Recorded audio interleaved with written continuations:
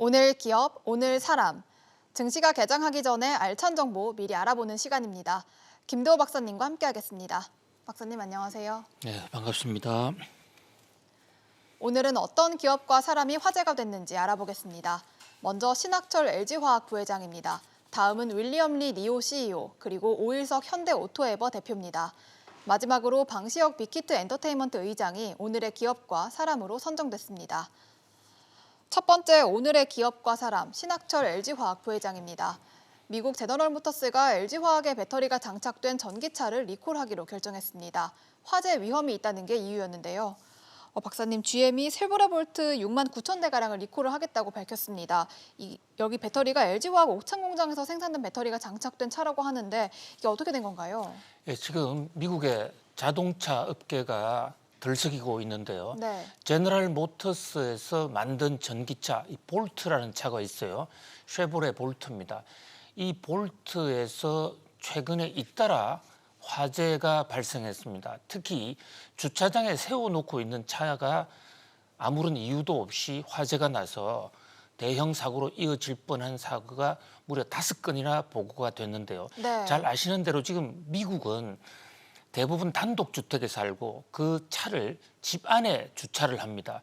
그렇게 집 안 주차장에 들어와 있으니까 거기서 주차장에서 화재가 나면 집이 전체 화재가 날 수도 있고 네. 또 아파트의 경우에는 지하 주차장에서 동시 옆에 있는 차에 대해 영향을 줘서 동시 폭발할 수가 있다. 이러니까 이제 제너럴 모터스에서 황급하게 주말에 약 한 7만 대 가량의 차를 긴급 리콜하겠다라고 밝혔어요. 지금 도로교통국에서 화재 원인을 조사하고 있는데 화재 원인 조사하기 전에 선제적으로 제너럴 모터스에서 전량 리콜을 결정했습니다. 그런데 그 리콜된 그 자동차 제너럴 모터스 쉐보레 볼트에 들어가는 배터리가 전량 또 LG 화학 거다. 그것도 그동안에 LG는 우리나라에서 생산한 배터리는 문제가 없다고 그랬는데 이게 한국의 오창 공장에서 생산한 것으로 확인이 돼서 네. LG 화학으로서는 지금 상당히 심각한 위기를 맞고 있다고 하겠습니다. 네, 지금 LG화학은 미국 오하이오주의 GM과 함께 배터리 합작 공장을 설립하고 있는데 이번 리콜이 좀 이 합작 공장 설립에 영향을 줄 수 있지 않을까요? 그렇습니다. 그게 LG 화학으로서는 상당히 큰 고민이에요.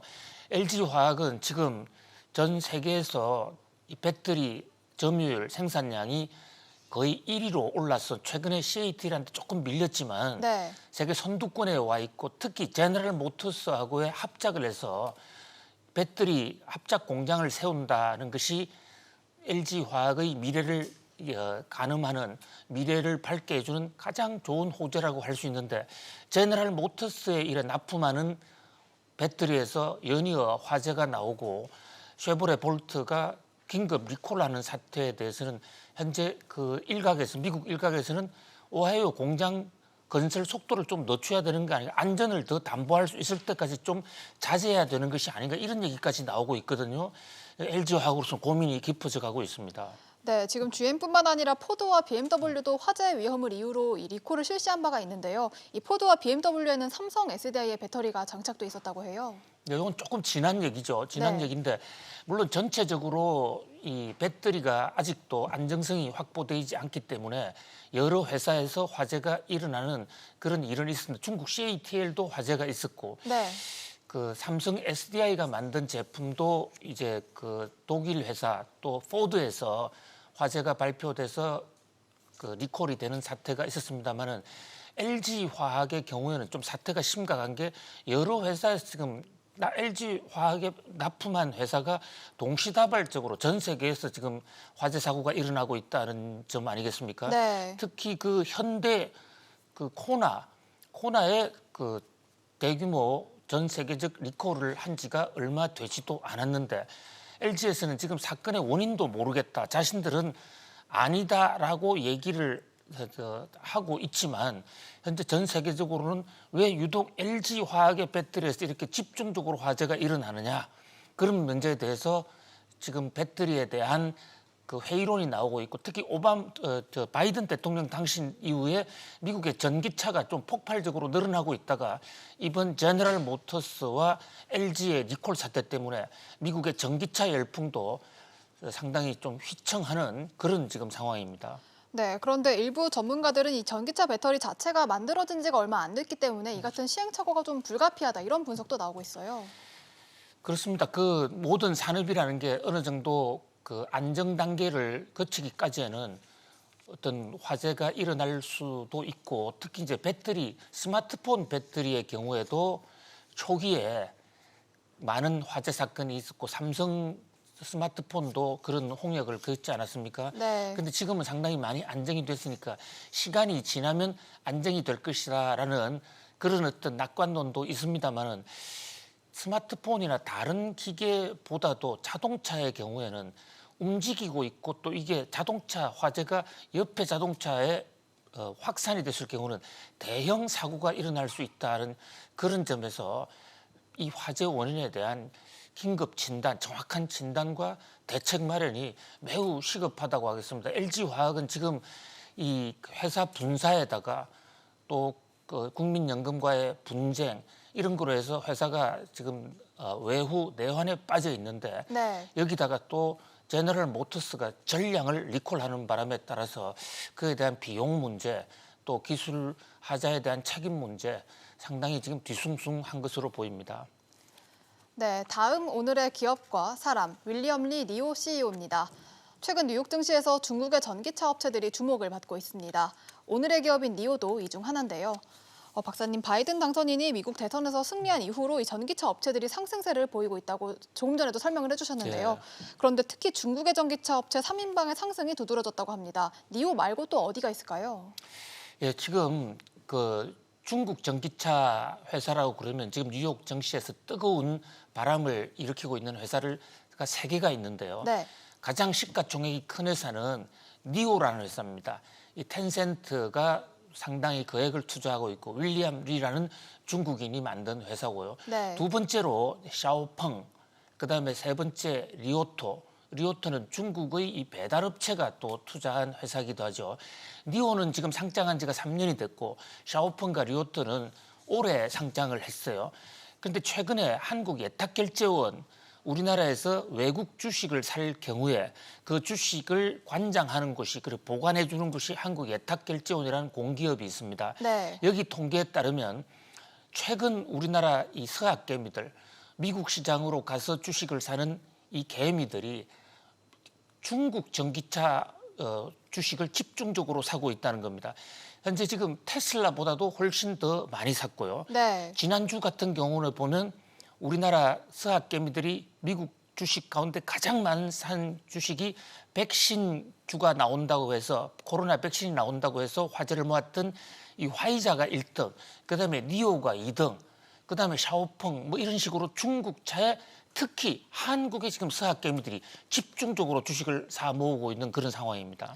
네, 박사님, 지난주에는 대선 불복에 나선 트럼프 대통령이 이 미국 투자자들이 중국 기업에 투자할 경우 이를 금지하는 시행 명령에 서명을 하기도 했습니다.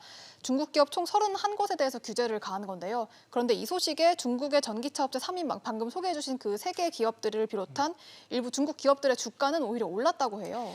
예, 하루하루 주가가 올랐다가 떨어졌다가 하기 때문에 방향성을 가늠하기는 상당히 어렵습니다만, 트럼프 대통령이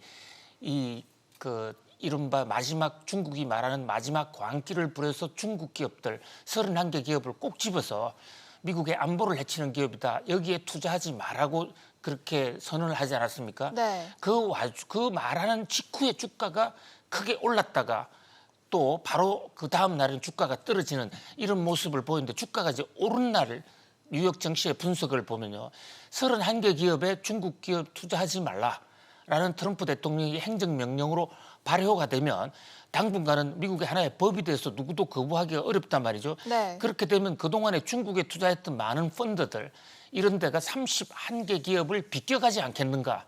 그런 면에서 전기차 기업은 거기에 일단 대상이 아닌 거일 수 있다라는 그런 기대 때문에 주가가 올랐다가 또 바로 그 다음 날 주가가 떨어지는 이런 매우 지금 불안정한 모습을 보이고 있습니다. 네. 왜냐하면 지금 트럼프 대통령이 31개 기업을 때렸지만은 그 31개 기업의 지분 구조까지 파악을 하면 과연 어느 기업이 직접적인 피해 대상이냐, 이게 매우 애매하거든요. 그러니까 지금 전기차 회사로서 뉴욕 증시에 상장되어 있는 저 세 기업의 경우에도 중국의 자본이 들어와 있기 때문에 그 자본 중에 중국 공산당과 관련이 있다면 또 규제가 될 것이라고요. 그런 면에서 주가가 폭등했다가 폭락했다가 하루하루가 달리 움직이고 있습니다만은 아무튼 지금 이 중국 차의 전기차에 대해서도 일각에서는 테슬라의 열풍을 그대로 가져올 것이다 해서 주가가 대폭 올라갈 것이라고 보는 시각이 있는가 하면 네. 한쪽에서는 지금 너무 올랐다, 곧 폭락할 수도 있다, 조심해야 된다 이런 엇갈린 지금 시각이 나오고 있습니다. 네, 사실 이 중국의 전기차 업체들은 과거 배터리 리콜 문제라든지 자금 투자 실패라든지 여러 문제가 있었는데 요즘 새로 나온 중국의 전기차 업체들은 이런 단점들을 좀 보완을 했다고 해요. 그렇습니다. 지금 중국의 전기차 업체들이 잘 나가고 있는 것은 미국 시장에서 잘 팔린다기보다도요. 중국의 거대한 인구를 갖고 있는 중국 시장에서 지금 폭발적으로 판매가 되고 있는데 그동안에 중국 시장은 테슬라가 완전히 장악해 오지 않았습니까? 네. 그런데 테슬라는 가격이 계속 내리지가 않았어요. 그런 데 비해서 중국의 특히 니오를 샤오펑 같은 데는 가격이 현격하게 떨어졌거든요. 그러다 보니까 싼 맛에 중국에서 엄청나게 지금 소비가 늘고 있고 특히 니오의 경우에는 최근에 자동차 판매 전략이 하나의 혁신을 단행했습니다. 그러니까 배터리를 그동안에는 충전을 해야 되는 시간이 한참 걸리고 네. 또 배터리 충전소도 찾기 어려운데 니오는 중국에서 아예 배터리를 교체해주는 그 자리에서 3분 내에 교체해주고 그리고 그 배터리를 니오가 가져가서 평소에 또 충전해놨다가 또 새로 찾아오는 차에게 교체해주는 이 시간을 굉장히 줄였고 또 배터리 가격 자체를 차에서 뺐습니다. 그러니까 차 가격만 받다 보니까 가격이 현격하게 떨어지게 된 것이죠. 네. 그런 바람에 지금 그 중국의 전기차가 중국 내에서 폭발적으로 판매량이 늘고 그것을 모습을 보고 뉴욕 증시에서 주가가 오르는데 최근에 이제 테슬라가 좀 휘청하니까 그 혜택을 보고 있습니다만은 그런 한치 앞이 어떻게 될지 이 대목에 대해서는 좀 여러 가지 변수를 동시에 감안해야 될 것으로 보입니다. 네, 세 번째 오늘의 기업과 사람 오일석 현대오토에버 대표입니다. 지난달 13일 정의선 현대차그룹 회장이 취임식을 가졌습니다. 이후 현대차그룹 주요 계열사들의 주가가 평균 10%대 상승률을 기록했다고 하는데요. 박사님, 이 어느 계열사의 주가가 가장 크게 올랐을까요? 네, 정의선 회장이 취임한 지 꼭 한 달이 됐습니다. 여러 가지 기대를 많이 모으고 우리나라의 3세 경영 시대를 좀 활짝 펴면서 한국 경제의 어려움을 훌훌 틀고 제3의 도약을 해줬으면 하는 그런 국민적 기대를 안고 출범을 했는데요. 네. 현재 지금 계열사 평균, 상장사 평균 주가는 무려 11%나 올랐습니다. 이렇게 상당히 많이 올랐죠. 국민적 기대가 높았다 할 수 있는데 지금 그래픽에서 보시는 대로 회사별로 보면 굉장히 차이가 있습니다. 우선 주력 회사인 현대차는 오히려 주가가 떨어졌습니다. 네. 다른 회사들 주가가 다 오르는 마당에 현대차는 떨어졌고요. 현대모비스도 상승폭이 매우 미미했습니다. 상당히 오른 주식은 크게 지금 두 회사를 주목해 볼 필요가 있는데요. 현대글로비스라는 회사, 현대오토에브라는 회사, 오토에브는 무려 19.3%, 글로비스는 16.7%, 그래서 코스피보다도 5배 정도 이상 오르는 대폭발 장세를 기록했거든요. 왜 이렇게 정의선 회장 시대에 이 두 회사가 올랐을까? 저희들이 정의선 회장이 취임할 때 정의선 회장이 보유 지분이 많은 계열사 주가가 오를 가능성이 있다라고 우리가 여러 번 강조를 드린 적이 있는데 네. 그 예상 그대로 저 현대오토에버 정의선 회장의 지분이 압도적으로 많습니다. 또 현대글로비스 지분이 압도적으로 많습니다. 잘 알다시피 지금 현대는 정의선 회장이 3세 경영으로 회장은 취임했습니다마는 주식 보유 지분을만 보면 그 주력 기업의 현대차의 지분이 거의 없습니다. 그러다 보니까 회사 장악이 안 되고 있는 거죠. 그런데 지금 말씀드린 현대오토에버라든지 현대글로비스는 뒤늦게 출발한 회사고 그러다 보니까 정의선 회장의 지분이 많거든요. 그렇다면 네. 정의선 회장이 현대차의 지배력을 확보하려면 현대차 주가는 떨어져야 되고 글로비스나 오토에버 주가는 올라가서 나중에 그것을 지배구조 계열 다시 해체 모여를 할 때 그래 되면 결과적으로 정의선 회장의 현대차 지분이 늘어나지 않겠는가 그런 어떤 기대 때문에 사람들이 국제 투자자들도 현대오토에버와 글로비스의 주식을 많이 투자하고 있지 않나 이렇게 보여져요. 네, 지금 현대차그룹은 다소 복잡한 순환출자 구조로 지금 구성이 돼 있는데 바뀐다면 어떤 식으로 이 구조가 바뀔까요? 그렇습니다. 지금 현대차는 아직도 지배 구조가 완성이 되어 있지 않습니다. 네. 그러니까 순환 출자로 A 회사가 B 회사, B 회사가 C, 또 C 회사가 다시 A 회사를 장악하는 순환 출자 방식이죠. 순환 출자 방식은 회사 한 회사가 어려울 때 다 같이 무너질 수 있다 해서 정부가 이것을 빨리 전환하라고 강력히 촉구하고 있는데도 지금 하지 못하고 있어요. 네. 현재 현대차는 현대모비스가 현대차를 가지고 있고 현대차가 기아차 주식을 갖고 있고 기아차가 다시 현대모비스를 갖고 있는 구조입니다. 그런데 지난번 이 현대가 한번 그 지배구조 개편안을 추진을 했던 적이 있죠. 네. 미국의 엘리어트 때문에 달성을 못했지만 그때도 현대 글로비스를 주력으로 내세우고 그러면서 현대 글로비스가 지주회사격으로 해서 산하기업을 장악하는 그런 식으로 하게 되면 현대 글로비스 지분이 많은 정의선 회장으로서는 적은 지분으로도 회사를 장악할 수 있는 것이죠. 그런데 그 대목에 대해서는 일단 한번 주주들에 의해서 거부가 됐기 때문에 쉽지는 않을 것으로 보입니다. 그렇다면 결국은 해체 모여를 하지 않겠는가 이렇게 보이는데요. 그런데 문제는 저 글로비스와 이 현대 오토에버 이런 쪽의 주가가 많이 올라가는 요인 중에 이제 하나는 회사에 혹시 내부 거래를 하고 있지 않느냐, 일감 몰아주기를 하고 있지 않느냐 이런 지금 의혹까지도 제기되고 있거든요. 네. 거기에 대해서 공정거래위원회가 조사를 한다든지 이렇게 되면은 또 관련 회사의 주가 판도가 달라질 것으로 보이는데요. 어쨌든 어느 한 그룹의 향후 주가를 전망할 때 그 회사의 지배 구조와 오나의 주식 소유 상태와의 상관관계를 찾아보는, 물론 그것만이 주가를 좌우하는 변수는 아니지만 챙겨볼 필요는 있다 이렇게 얘기 드릴 수가 있겠습니다. 네, 마지막 오늘의 기업과 사람, 방시혁 빅히트 엔터테인먼트 의장입니다.